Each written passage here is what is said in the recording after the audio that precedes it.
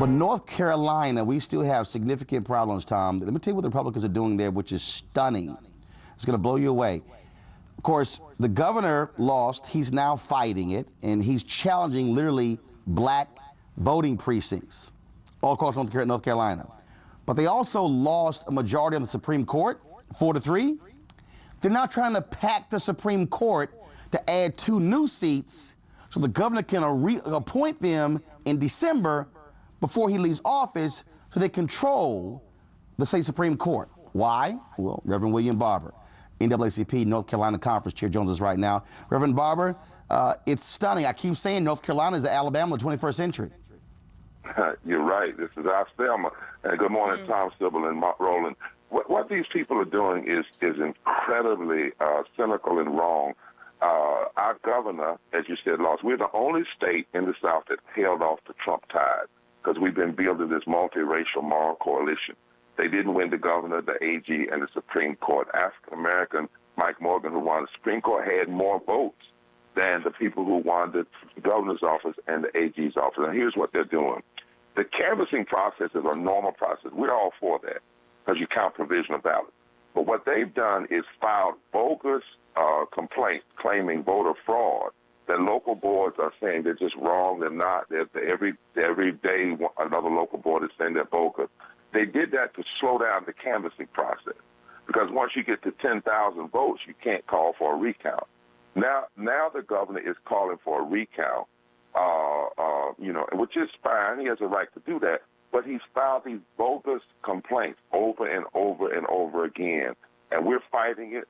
They're talking about having a special session under the guise of giving more money for flood victims, which should have happened months ago when the flood happened, but then calling a special session and then using the special session to appoint 2 new persons to the Supreme Court. Why?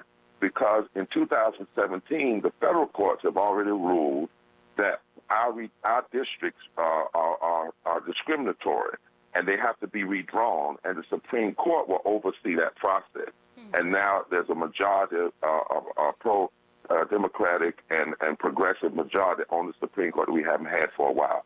This is bad, and that's why tonight at 5 o'clock at the state capitol, we're having a no fear, no hate, no stealing our election massive rally, and we're asking all your listeners to join us there at 5 o'clock. But Reverend, it even goes beyond that because not only we're talking about the Supreme Court, in the election, what took place with the AG's race and other positions, because also explain to the listeners that whoever is governor will now control the State Board of Elections. Exactly. That's again, we won. And we beat them. They thought that they would, I've told people, Roland, if you want to know what Trump will do, look at what McCrory has done. That's how, that the words will match the deed. But he messed up and he lost.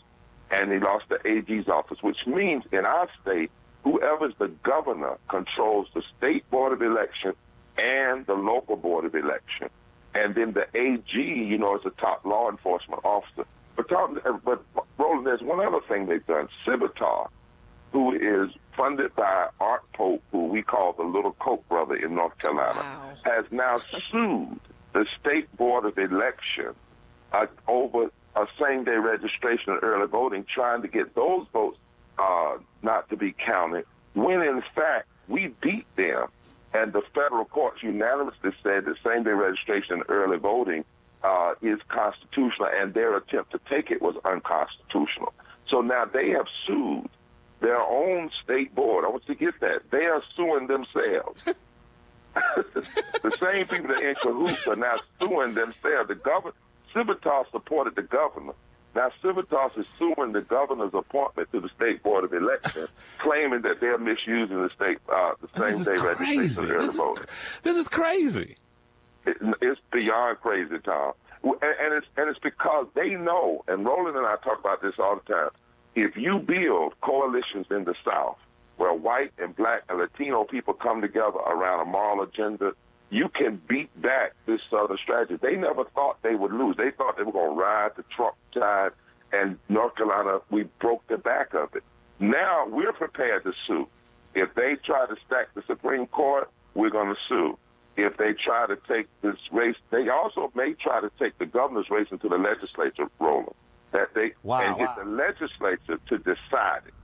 Now, if that happens, that's a 14th Amendment, 15th Amendment challenge that we're going to make in court, because they would then be nullifying the power of the black vote and the power of Fusion Coalition. But this fight is on, brother. Once again, meeting today, the rally is at 5 p.m. at the state capitol. 5 p.m. at the state capitol. Everybody can come, black, white, whoever believes in justice and freedom. We need you there. I keep trying to tell people, North Carolina is the Alabama of the 21st century.